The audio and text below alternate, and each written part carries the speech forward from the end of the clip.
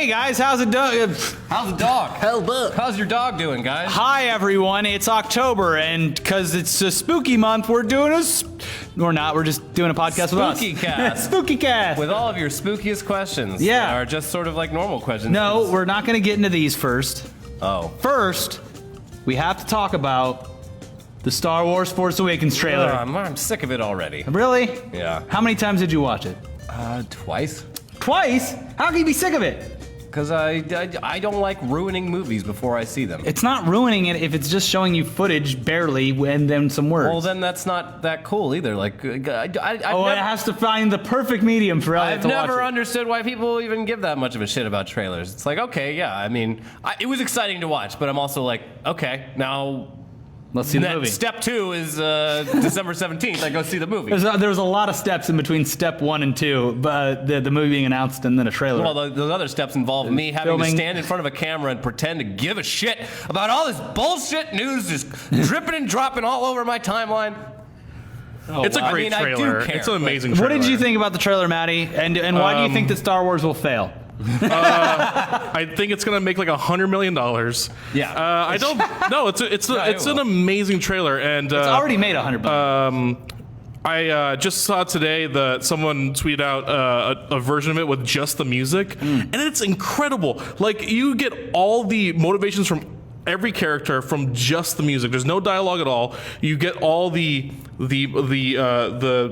different emotions. Right when they go to Kylo Ren, just the music cue like tells you. So you're saying Star Wars what he's should looking be for. a silent movie? It's a silent movie except for music. I actually, when I was little, because I loved Star Wars and had nothing else to do, I would watch the like the other movies in different languages, and the best version, other than English, to watch Star Wars and is Italian, because it makes it It's a beautiful language. It makes it language of love. seem like an opera. What does Vader sound like?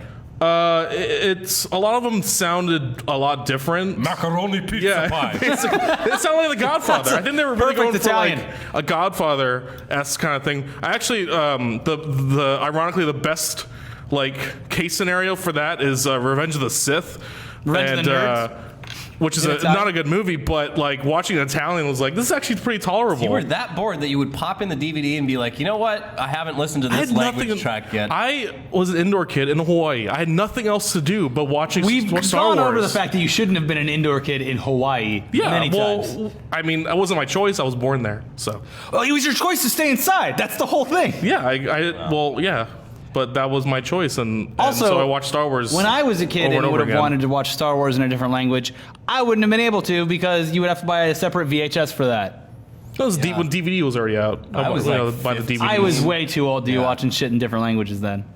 Yeah, they had commentary tracks. I was We listening to watched commentary. Director's commentary. Well, this is the scene where Jar Jar Binks is that went perfectly to plan. And here we are. Here we are. George Lucas. So what do you think happens in this movie? That's not worth analyzing. I mean, obviously, Black Stormtrooper Man and John Boyega and White Scavenger Lady and Basketball Robot are the good guys. BB-8 and Ray and Finn. The BB stands for basketball. Daisy Ridley. I don't know who plays BB-8. They're the heroes, and Han Solo and Chewbacca pass the torch to them in some way. Yeah. And Luke in some capacity, and Leia. And the First Order or whatever is like the remainder of the dark side. The Sith? Yeah. I think it's going to be. So you watched New Order recently, or not? Order. New. It's a great band. You watched New Hope recently. Yeah, I watched it immediately after the trailer. And when you rewatch that movie, it is so simple in its motivations and its structure and its 3-act structure.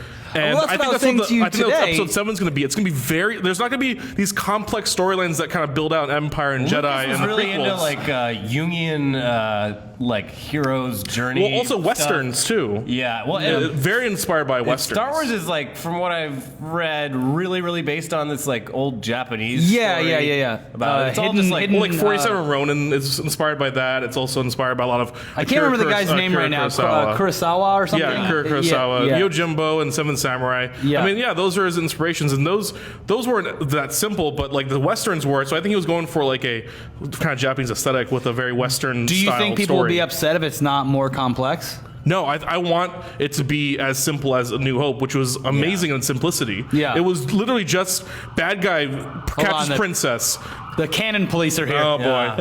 It was just bad guy catches princess. People go find princess. They prevail. Like, it was nothing more complicated than that. And it was, and when you watch New Hope, by the time you get to the end, you're like, oh, this movie's over already? This is crazy. Yeah, no, it hand, is a great paced movie. Yeah. Like, yeah. Episode 1, on the other hand, oh my most God, overly convoluted. Yeah, there's way too much going on. It's like, this is for failure. kids. Why are we talking about like trade federation deals?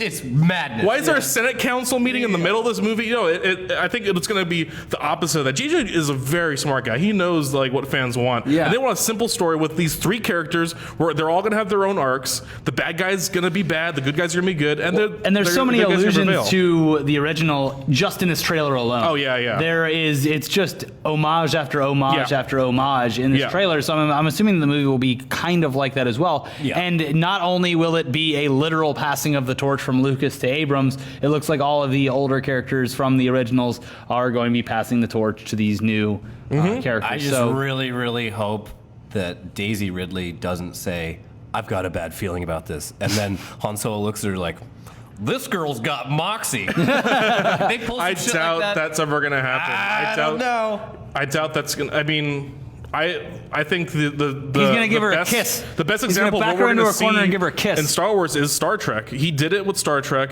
There's literally a shot in Star Trek of Captain Kirk pulling up to the Enterprise and looking at it longingly, like, "Oh my God, I would love to be on the ship one day." Which is literally the shot from A New Hope of Luke Skywalker looking at the 2 moons or 2 suns, whatever the fuck you want to call it. It's 2 suns. 2 moons. I call it 2 2 moons. suns. Oh, you're wrong. And that he was going for Star Wars in that movie, and he's gonna he did it then. He's gonna do it again. So that's why he's the best director for this, because he has a track record, and that's what it's gonna be. We're not gonna. I don't think we're gonna be very surprised by Star Wars. No, I don't think it's going to shock me in any way I don't think so. that something's going to happen that I didn't think wasn't going to happen. There's not going to be a twist as far as I think that goes. A lot of people saying Luke Skywalker is going to be a bad guy. I do not assume that's just people. That's, people have so much time. We have 2 months. We've had theorizing years. about, And we're gonna get it. And it's gonna be this nice little simple package. I think it's gonna be really great. Hopefully. Yeah. No, I think I was telling you today. I was like, I watched New Hope last night or the night before. I thought it was just fantastic again. Yeah. Always great. Watched Empire Strikes Back last night. Great first 45 minutes to an hour. I couldn't disagree more. And then it's just a snooze fest until the very end, and then the cliffhanger. But I don't want to see Luke balancing on. That's him. That's the. I feel like the whole. I don't want to first see movie Finn was setting doing up for him to becoming a Jedi. I think the whole training. I mean, you get all the quotes that we still talk about today are from those scenes of "there is no try, there's only do," and all those things because Yoda wasn't in the first one. If he was in the first one, you have lots of quotes. Yoda is arguably one of the most iconic characters from Star Wars, and it's because of that scene. You don't see him in Jedi. Well, I just don't want to see Finn training for 45 minutes. I think you don't like seeing Luke lift rocks with his mind. Get ready, because a black guy's going to do it in the new one. We're going to see that in Episode 8. I think that they're going to they're going to set up this new world, and then we're going to get scenes like that in probably Episode 8 where they all, I'm sure our characters will go off on their own ways in Episode 8, just like in Empire. Yeah. Yeah, I mean, I could see it. I hope it doesn't. I hope it doesn't mirror the original trilogy the same way that you're projecting it to. So you're saying that the second act of Empire is a little stale, but that's also because I hadn't seen it in probably a couple of years, and movies now are just completely paced differently and edited differently. So when I watch that, I'm just like, let's just get to Return of the Jedi already. I prefer the last time I rewatched some of the Star Wars movies, I was like pleasantly surprised at the pace. I was like, God. Well, the first one's incredible. They don't make movies with like this kind of pace anymore. It's well, especially New Hope. A New Hope is so simple, and it is motivation, goal, payoff. Like it's just so surgical and simple in that way. And Empire, like, I mean, that's when you. And it's also, I'm sure it's also because I know what's happening and stuff like that. So I'm just like, I know that. Come on, get on with it. Like. But regardless, let's talk about a real movie here for a second. Back to the Future, parts 1 and 2. Yeah, so a real brand-friendly movie. As we're recording this, it's Wednesday, October 21st, 2015. Where's my hoverboard, Obama? Where him hoverboard? Yeah. Yeah, so it's been 30 years. We can all just stop now. Can we? Can we stop? Look, it's a great It set needs of to stop. The thing is, it's not going to be as big of a deal until 20 more years from now when it's the 50th anniversary or something like that. But there's no date of significance there's from no the movies. significant date. Yeah. So this is it. This is Hopefully it's it. I mean, I think Elliot would agree with me that this is just the shit's so overblown. Oh yeah, well, You know? Ridiculous. but that's It's the thing. It's like ridiculous. just enjoy today. You only get it once. The whole world only gets Back to the Future Day once. It's not the fact that it's called Back to the Future Day. There's a lot worse days. There's like National Cookie Day, and that happens like 4 times. But you know a what year. really They're all reminds me of? terrible. I think it's worse than National Cookie Day because it reminds me of Valentine's Day. And Valentine's Day is a completely fabricated holiday that forces a lot of people to buy gifts for each other and shit like that. Well, you're not And- running out and buying Back to the Future Blu-rays for your girlfriend. A lot Well- of people that have no control over their nerd wallet. Yeah. So I'll buy it. Back I mean, to I the Future bought Day a to me poster. feels like that. Yeah, Feels like you bought a Valentine's Day. poster. Yeah, but I bought it It's because a it looked cool. Great movie. Oh yeah. Oh, it's a great. great movie. The It's first one great. it's just like Star Wars. The first one's fantastic. I think it's like kind of it says a lot about how like fandom has evolved though, because Yeah. like it was on like August 10th, 1997, you didn't see all the Terminator fans going outside and being like, oh, it's the end of the world, like the machines are taking over, because people didn't give a shit about fake dates and fake movies. Yeah. Yeah, but guess what? This one was actually almost sort of accurate on some things about the future. No, not at all. And it wasn't dystopian, and it wasn't dystopian at all. Their version of the future. It was nice. It was things that should have It still happened. had Pepsi. Huh? It still had perfect. Pepsi. They And got the he couldn't recipe get just Tab. Yeah, but so the thing is it's a wonderful movie. It's a nice great. romp. I love Oh, it. It's for fans of all ages. People that are freaking out now about today are going to show their kids and be like, "Look, this is what the future is going to The be." one nitpick I would have, I mean, I get that today's the anniversary of the day he goes to in the future, but part one is the far superior movie. Absolutely. Of the trilogy. Oh yeah, absolutely. It's Yeah. just like the way it's a perfect movie. It is. from Yeah. front to back. Part two is like cool, but plot wise and character wise, it's less perfect than the first one. And then Yeah, the I third think one's just sort of like whatever. Okay, Doc Brown's in love with a woman from 1885. Technically, It's a Western. Technically, like he can use all of his abilities of being from the future to woo this woman. Well, yeah. And she doesn't even know. Listen, all things aside, we all agree that Back to the Future 3 is a movie. It's just not as good as 2 or 1. 3 was actually my favorite when I was a little kid. Really? Well, that was 'cause it was like the most I recent prefer thing. 3 over 2. Really? Yeah. I actually, I have the most nostalgic movie of the series for me is 2 because I didn't see. I only had 2 on VHS growing up, and it was ripped from HBO, so it wasn't even like a retail copy. Illegal. And Yeah. so Copyright I troll. watched that movie like maybe 3 times a week. I would watch it Oh, yeah. over and over, and wanted a hoverboard and everything. And I probably didn't see the first one, and I saw the third one even before the first one. I didn't see the first one probably until I was like 12 or 13. Mm-hmm. And then that was also around the time where I started like being critical of movies too. Mm-hmm. So it was like perfect because I watched the first one. I was like, oh my god, what was I thinking? This is so much better in the first every one, way. yeah, the first one is like you said, it's a perfect movie, and it's also as simple as you can get for a time travel movie about a guy zipping around in a DeLorean. It is simple in its structure. It's very easy to grasp. It's easy to understand, and the story is. It's one of those things that's, if you went to the recent past, you would do certain things and see certain things, and he kind of like does exactly that. It's a very simple fish out of water and incest story. Yeah, it's all about incest.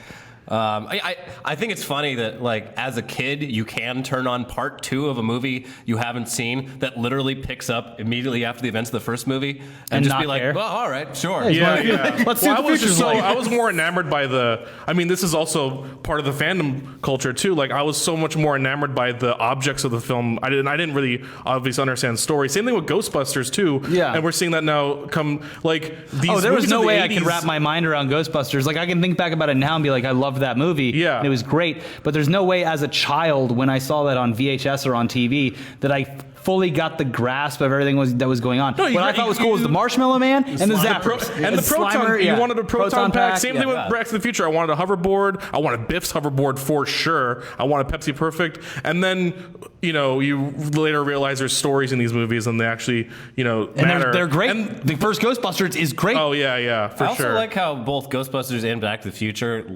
really planted a seed in small children's minds by having animated TV shows premiere right after the Right, movies. right. Just be just keep that fucking vein open. So that's part of the they're gonna fan grow culture up and they're gonna today. spend money on bullshit. Yeah. Well, no, it's Franchise true too, alive. because these things, it was the '80s, so all of these movies that were geared towards kids and adults, they were all heavily merchandised. Like I remember being extremely young and getting Ghostbusters toys Yeah. for my birthday. Yeah. And that was obviously that movie isn't Not a kid's movie. no 5-year-old, 6-year-old kid I should. was terrified by The beginning is yeah, one of the beginning scariest is scenes ever. Real scary. When they're in the and- library. Yeah, and then when the gargoyles turn into Yeah. beasts, that freaked me the hell out. It's a terrifying movie for children. yeah. But they have cool gear. Yeah, it's fun. And Bill Murray. I mean, who didn't want to be Bill Murray when you're that young? I think I too? wanted to be Ray Stantz more than anything. He's like a wuss though. Hey, listen, I wasn't I didn't have the ego back then. I just wanted to be a cool, smart guy. Yeah. Yeah. Yeah. Well, yeah. Plus, I was a big Dan Aykroyd fan on SNL when I was 6 years Oh old. yeah, me too. So I was In like, 1976. I was like, these are the golden years. I'm actually Yeah. We're living 'em. 45 years old. Yeah. Trading Places too. Great. That's another one I watched as a kid. My dad introduced me to that movie. It's not appropriate at No, all. for there's a small boobs. child. Yeah. No, there was I the other night as well just rewatched Escape from New York because I got the T-shirt. Yeah, that movie's not. I got the T-shirt at Comic Con. I'm like, I want to watch this movie again. They put it on Blu-ray. I'll see what it looks like in high def. I remember seeing Escape from New York so young that I remember my dad putting his hand over my face at certain parts. But he shouldn't even let me in the room to watch that. It's not about specific parts. It's That's the whole it's a very thing. dad thing to do. My dad was very similar that he wanted me to watch these things, but there's a limit, you want He's to. like, this is cool, but you shouldn't see this rape scene. Yeah. Like watching it the other day, I was like, the Duke's right hand man in Escape from New York is terrifying. It is a horrifying caricature of a human with giant spiky hair and dead eyes and just no. And I'm just I remember seeing that way too young, way too young. Yeah, no, it's What is wrong with people? I don't know. I mean, I'm probably gonna make the same mistake because, you assume we're that's just a kid. They don't get it. Who cares? It's no, it's actually It's fully burned imprinted into my brain. Yeah. We're Yeah. proving this point right now Oh on my this God, podcast. that's terrible. It's true. What do you remember any other movies that really I saw shocked you? Terminator 2 when I was 10. yes. That was my favorite movie because that was Yeah. that was fun. I don't As know. scary as That it one was. was pretty scary too. Yeah. RoboCop for sure. RoboCop. Hold on. Goddamn trucks. So RoboCop was definitely, and I think I actually might have watched a TV safe version, but it was still really violent. Am I not? I think I've definitely The saw initial some blood. murder scene is disturbing. Oh yeah, the ED209 Anyway, scene is crazy. that one. Yeah, that one messed me up Yeah. for a while. I was like, holy crap, machines are scary. They will shoot you 1,000 times. Yeah. And Terminator I saw way too early. Bill and Ted's Excellent Adventure, was that? Total Recall. That wasn't bad, Yeah, though. that wasn't too bad. Total Recall, I remember being messed up because of the scene where he cracks his helmet and his head explodes. There's that, Yeah, and then the the part where the guy's arms get caught in the elevator. Yeah, and the three arms, boobs. oh yeah, the boobs. Yeah, the three boobs. I thought women Oh, had that was three another one boobs. where I got the eyes, the hand Which over my eyes. it was funny because I was so unfamiliar with a naked woman's anatomy at that point that it was just whoa, what the hell What is that? this? Yeah. It was great growing up after that when I was in my teenage years. I would have seen movies before and known that there was a nude scene coming up. yeah. And I would get up and be like, get a glass of water. Yeah. And before the nude scene came up. Yeah. And then just kind of mill about in the kitchen till I knew the scene was over and be like, oh, hey, what'd I miss? Some tits? Did I miss some tits? Was that what it was? What was always surprising to me was my parents had seen these movies previously, and they would They just knew straight what up was happening. they would just straight up forget about huge, really Yeah. explicit parts of them. Yeah. Be like, oh, where's the remote? And also when you're watching on VCR, you can't skip the scene, so you're fast forwarding and still seeing everything. Yeah. So yeah. this is why Back to the Future is great. It's a movie for all ages. Yeah, no, it is. Except for the whole almost banging your mom. Yeah, thing. I was about to say But no one. That's something that can slip by. And a that's kid. more disturbing as an adult, Yeah. I think, than as a Well, I mean, Star Wars has incest in it too. She kisses Luke. And, Yeah. Every movie has something that's a little fishy. Incestual? Every movie has incest. I don't There's see a what's little big fishy deal. thing in there. That whole true. John Connor, Sarah Connor sex scene in Terminator. Yeah, that was pretty The gnarly. ultimate paradox. Yeah. Especially when the Terminators join in. The Yeah, T-1000. she gives birth to a Terminator, a baby Arnold Terminator. Schwarzenegger comes the T-1000. He jizzes T-1000 all over Sarah Connor's chest. Why haven't they made this porn incest parody? Yeah. Oh, no. What have we done? All right, let's get into actual questions. Yeah, let's do a people. question here. Let's start here. Hey guys, hope you're enjoying us argue with Maddie back and forth. Today's sponsor is Casper Mattress. Ooh. I love this sponsor because I have one and it is very comfortable. Like sleeping on a cloud. Yes. They're obsessively engineered, American-made mattresses at a shockingly good price. Yeah. You spend about a third of your life sleeping, so why not make sure you're doing it on a good mattress? I'm glad I finally did. Casper Mattresses brings together two comfy technologies for better nights and brighter days. This is latex foam and memory foam. So you've got just the right amount of sink, just the right amount of bounce, no matter how you sleep. And if you're like me, your back is just a worthless piece of shit. Just a mess. And I've seen Crooked like a politician, I've some would seen a say. whole lot of improvements since I Yeah. started sleeping on this miracle mattress. Anyways, So- here's more good news. They've got a risk-free trial and return policy, so they'll deliver it straight to you, which is very convenient. And then you can try it for 100 days. If you're not happy, they'll pick it back up. It's pretty neat. I loved mine. Taking it apart and letting it expand is It's very actually fun. terrifying opening. Yeah, this yeah, thing. I thought it was gonna blow all the windows out in my apartment. Yeah, well, I mean, It could. It's not like a life raft, though. pro tip: open the box as close as possible to where you're gonna put this Yeah, mattress. yeah. Because It's great. The thing that I could say about this thing is it's cheap. It's cheap enough to that it's like a starter mattress for a lot of people. You go to college, you end up getting a garbage mattress, and it ruins your back for the rest of your life. That's what happened to me. I bought a used mattress in LA, slept on it for like 5 years. I feel like crap all the time. Got the Casper mattress. It's great. Yeah.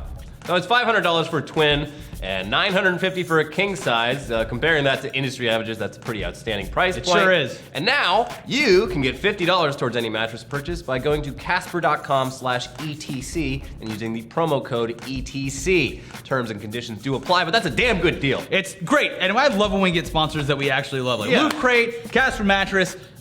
Do yourself a favor, get this. I was mattress shopping before I got my Casper, and it was like finding a good one's like $3,000. Yeah. So this is Terrible. great. Yeah. Science does it again.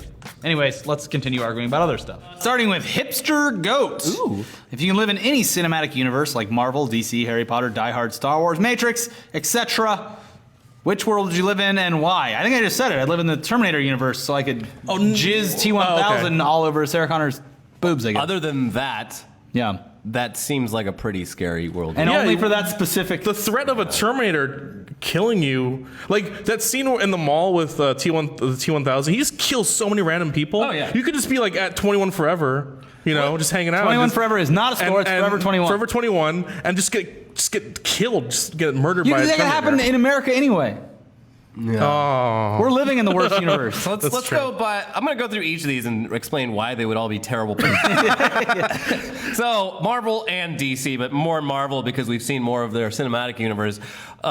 Destroyed. Just every 6 months or so, an entire major city is destroyed by aliens Or and- lifted off the ground into the sky. And the only people strong enough to even fight back against it still can't save the millions and millions of people from being crushed by rubble. Yeah. Harry Potter, you die and you turn into a painting. That sounds like a fate worse than death. Yeah. Die Hard, the cops are just completely worthless. Yeah. Star Wars.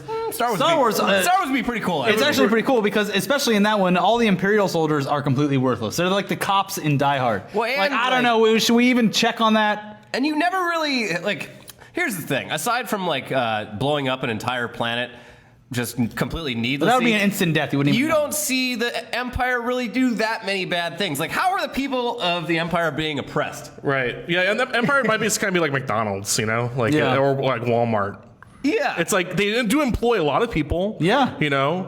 But They're they're constantly under little, construction. It's not great for the rebellion. Yeah. For the small guys, Like- the heroes out there. And it seems like for the most part, you can get by in the Star Wars universe being completely apolitical, just minding your own business. Yeah. And they don't really bother you that much. Yeah. Well, unless you're Luke's aunt and uncle. Oh. Yeah. Then you're just a water farmer. Okay, Yeah. yeah, that was Unless the you- inciting incident of that movie. Unless you mess with Luke in a bar, you're gonna get your arm cut off too. Yeah, but I kind of like that world where Well, that everyone's whole nice to each area- other 'cause that you get your whole- arm sliced off. That whole area is like they even say it's a terrible It's a area. pit Yeah. of sin and You don't go there. felony. It's like going down the Hollywood Boulevard in LA. You just Right, don't right. go. You just Cloud don't City, go. on the other hand, we got Lando Calrissian taking care of things. There's Colt 45 in every drinking fountain. Flowing in the drinking fountains in Cloud City. Star Wars would be great. The Matrix, No, that's a fake world. It's a simulation. Yeah, you're being harvested for like the electricity, which is. I've always said this, but the whole like backstory for the Matrix, if you really think about it, is the most inefficient like way for the machines to power themselves. They could have just killed all the humans and used cows, but like I don't know. Every time I bring that up, people say, "Well, you need to watch the Animatrix and it makes sense." It all makes sense if you Like, watch this. I'm not going to do that. I have a great answer for this. Yeah. Chef. Oh, come on. I just want to live. That's not a I just universe. want to. I want to live in You that live world. in that universe right now. That's a There's And food cinematic universe. Oh my food god. trucks all over this Yeah, town. It and I was wanna- based off of food trucks from this city. And I just want to keep living in that world. Yeah, It's you're here. great. Enjoy. You're here. Good. I want to. I want to stay Not here even, then. not just in that world. You were in that same city. That's even like saying like I want to live in the Well- Saving Private Ryan universe. And not, I'm here. not only that, all of the I want to live food, in D-Day. all but of the we are- food and chef is made by Roy Choi, a chef Yeah. in the city that you live Yeah. in with So several I want great him. I want him restaurants. to make all the food. I You want. you can go to his restaurants. They're open We, to the I just public. we wanna- pay you to edit our videos. I- Go take that money and buy food. Yeah, I just want to. I want everything to be chef. I just want the Oh my whole world to God. be chef. Start I the love. food blog. I I'll give love you food chef. for free. Yeah, a lot of so people want that much. food blog. Oh my God.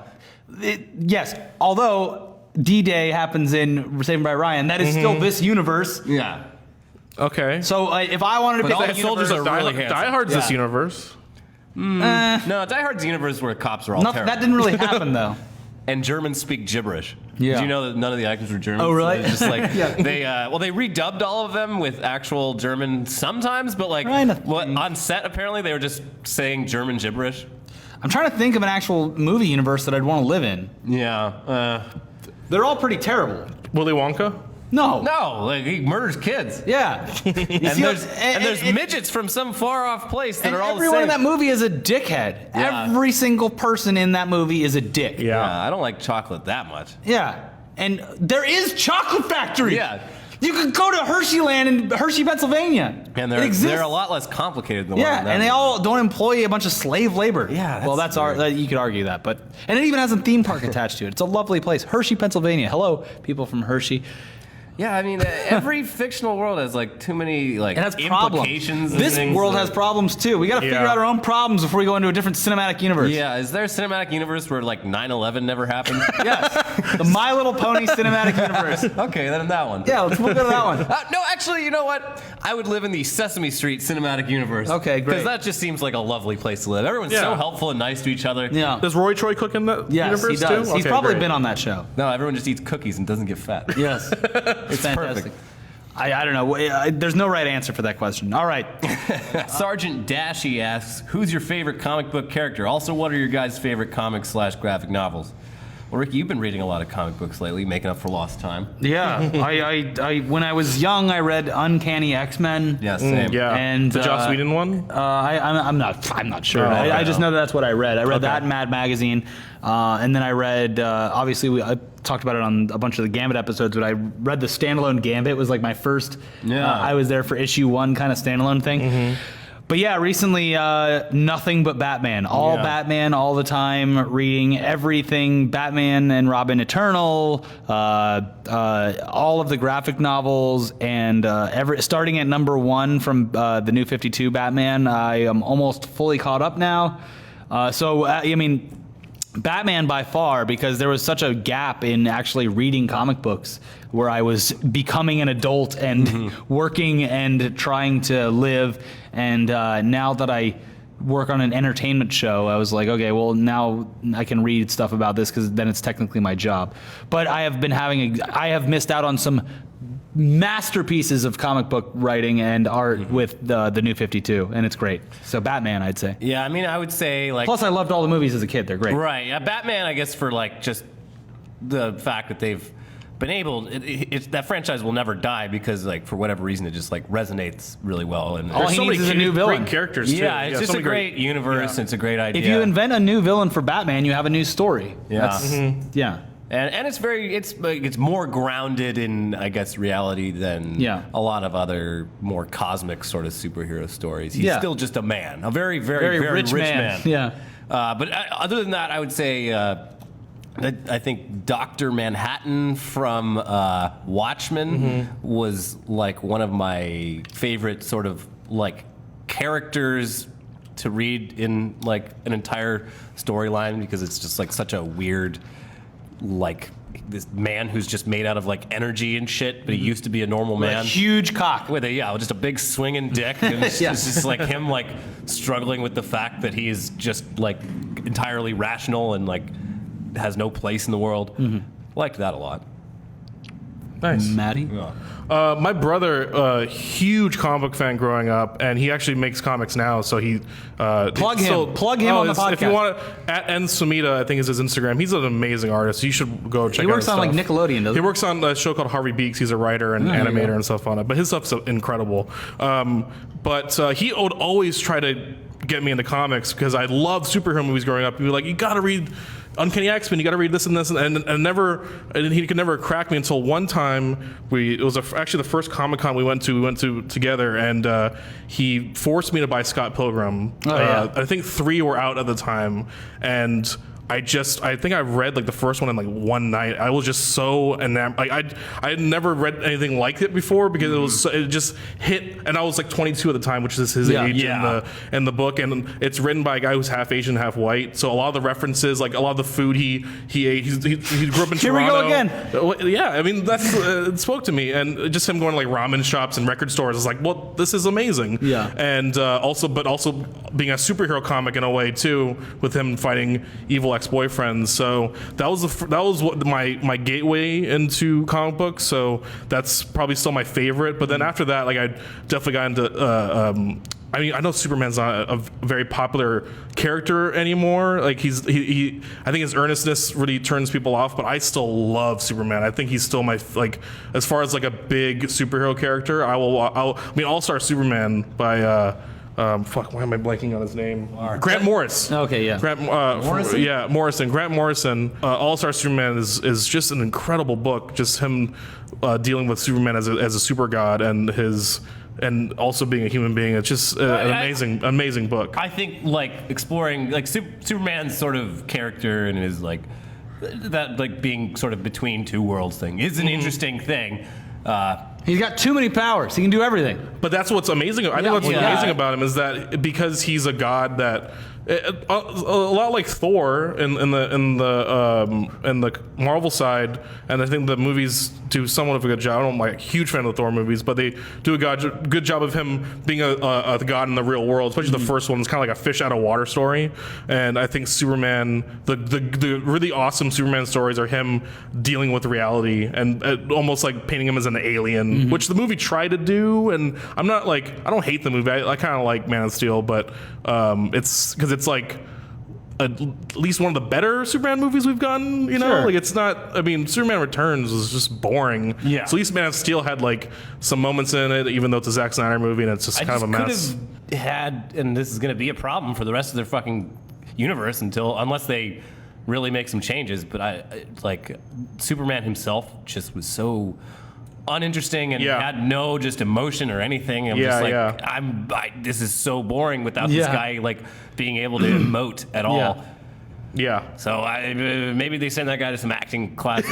I think Ben Affleck, hopefully Ben Affleck will help. And I think that the screenplay was not that great for Man of Steel, especially the dialogue that Clark Kent and well, he wasn't Clark Kent yet until the end, but like Superman had to deal with. And the screenwriter for Batman v Superman is this guy Chris Terrio, who won the Oscar for Argo. He's a really solid screenwriter, and Okay. he was one Ben Affleck brought him on to Batman v Superman. So I'm hoping that having a great screenwriter will, help That that should- character. should Usually help. that does. Also, Yeah. the like $500 million. Yeah, that they're spending. Yeah, on it. yeah, yeah. That could also help. But it'll be more of a Batman movie. I'm really, really excited for Batman in this next movie. Oh, yeah. Well, that's what- more than Superman. The thing that like honestly reignited this whole journey for me through Batman recently was Arkham Knight, and Yeah. there's Oh, really man. not another big comic book hero video game that Yeah. does it anywhere close to Yeah. as good as the Arkham series does it. Yeah, those games are have some of the best like Batman writing. Yeah, and ever made. Arkham Knight like really like nailed down what like how to write that in a video game as well. Well, I it's know, just like you can do everything you'd ever want to do as Batman Yeah. in that game. You can just Yeah. swing around the city. maybe if you too want. many Batmobile missions, but like whatever. It's fine. By the end, the story was so satisfying. Yep, the main story. It was really, really, Yeah. really good. Definitely, by far, my favorite campaign of the year for video games. Yeah. And it was just like, and like I said, after finally like biting the bullet, like I'd read Killing Joke before, I'd seen Dark Knight Returns and stuff like that. But graphic novels were the New 52 stuff, like Capullo and Snyder. Like Death of the Family, I read in basically a day and a half, 2 days, because it was so good that I just burned right through it. Yeah, it was, I need to like, get it was up on- how you were catch up on explaining those. Scott Pilgrim. Yeah, it's just yeah. so good, and it's like I have to go back and read them again because there's so much that I didn't even retain from it. I was just like, oh, I got the whole story so good. Blah blah blah. I know I know what happened, but I missed so many of the intricacies of the stuff, and just like pausing to look at the art. And I've been actually buying them physical copies as I go along because it's cool on the tablet, and it made it really easy for me to consume. But there's really nothing like I bought Court of Owls on the in a physical copy, and I was just like, oh my god, this is so cool to actually like sit and just look at the art rather than read the story. Yeah. So I don't know, it's been a really cool experience. I liked it. So Batman. Or Scott Pilgrim. Yeah, or Scott Pilgrim. Which I still if you're need to young, read. That's yeah. one of my favorite movies. It's an And I've amazing- still Oh, the never read books book. are there's so many. Like the movie really just takes place in like I would say like I guess like 3 weeks or something. But the book is like 6 years of his life, and him and Ramona Flowers like lived together for a certain time. And So it goes farther than the events of the movie? absolutely, yeah. Wow. And they redid the ending of the movie kind of based around Brian Lee O'Malley's ending to the series, which was them being together in the end, because it was in the book. It's like, well, of course you have to satisfy the fan by having that, even though there was kind of like a love triangle between him and Knives. But Knives, chow. Yeah, but that book, I also read the book knowing that was gonna be an Edgar Wright movie too. So I read it like thinking, oh my god, this is gonna be incredible. amazing, and talk about the movie more like that. When I saw that at Comic-Con, I think it was like 2011 or 2010. Like seeing that was probably like top 5 like movie going experiences for me. Like seeing that at Comic-Con with all the fans. I know it bombed really hard after that, which sucked. It's a real shame. Because that movie is so special. Just the minute, even the first frame of that film of the 8-bit Universal logo, everyone knew just like, okay, this is gonna be great. Yeah, no, it was fantastic. And Bill Hader's VO with the Zelda music coming on, it's like, Bill Hader did the VO? yeah, I for never the knew beginning, like Scott Pilgrim from Toronto, Canada. Yeah, I just say like everything about it. I love Edgar Wright. The soundtrack's by Beck. Oh who I my fucking god, love. and Frank Black. Yeah. It's like it was too cool to be like popular again. I don't know. I remember watching the movie thinking, this is so like the opening credit sequence and everything. This is so cool. Yeah. Like I don't know if this is gonna resonate with the mainstream audience because it's so I've talked cool. to people who are just like, nah, it wasn't for me. I'm just like, I don't know. Like I guess you kind of have to be sort of into like nerd culture at least a little bit to enjoy it. But I mean, even on like an objective level, I thought just the way it's edited and just the I pace guarantee and you, everything you show is that so cool. you show that movie to a 5 or 6 year old, and it will be their favorite movie. Yeah. Like it reminds me of like it was like way better than, obviously, because I loved the movie as the age that it came out, because I saw it in theaters, and it was one of the first movies I bought on Blu-ray because I wanted it so bad. But it reminds me of like just a cool kids action movie like Three Ninjas or something when I was growing up. Like that was so much fun to watch, and I got that same feeling watching Scott Pilgrim. Like this movie is a blast. Well, and it's hilarious. Yeah, it is. It's like really self-aware. Like I love Luke Evans. Oh man, he's so great. His whole scene in that with his body doubles and him popping out of the trailer with the Universal music coming on then, and like Luke Evans, Chris Evans. Chris Evans, no, every scene in that movie is great, and it. it had a. I mean, it's a hard movie to sell. I know Edgar Wright. I listened to a lot of like commentaries and interviews with him talking about that movie, and he had a hard time selling it to the studio because the only movie he could really compare it to was like at the time like Kung Fu Hustle. Was like he's like it's gonna be like this, and they're like, what Kung Fu Hustle? You know, like. How, you know, like, maybe I think it's just a little ahead of its time because maybe if they let the Scott Pilgrim books, Michael Cera fatigue as well. There was a lot of Michael Cera fatigue at the time. Like maybe I don't know. It's kind of far back to the point where he wasn't really in everything yet. He was in Juno. He had been like in Superbad, Youth in Revolt, Juno, like all these. Yeah, but nobody saw Youth in Revolt. That's true. But, well, maybe it's like it was still like a movie that had trailers out in front of movies and stuff like that too. So.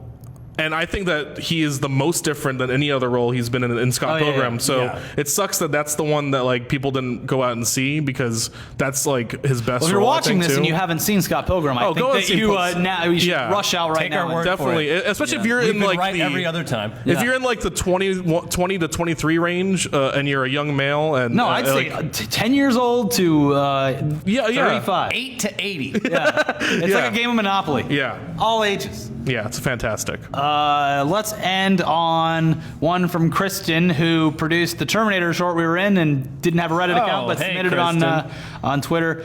What was the last lie you both told? Like all three of us. Be honest. Mine was probably in the El Pollo Loco drive-through line last night when they asked me if I wanted... Have you had enough? Yeah, they asked me if I wanted the combo, and I said no. I mean, I wanted it, but I was choosing not to do the combo. Yeah. So that was, pretty big lie. Oh, man. Pretty huge lie. Yeah. I think it's... I've been trying to eat healthier.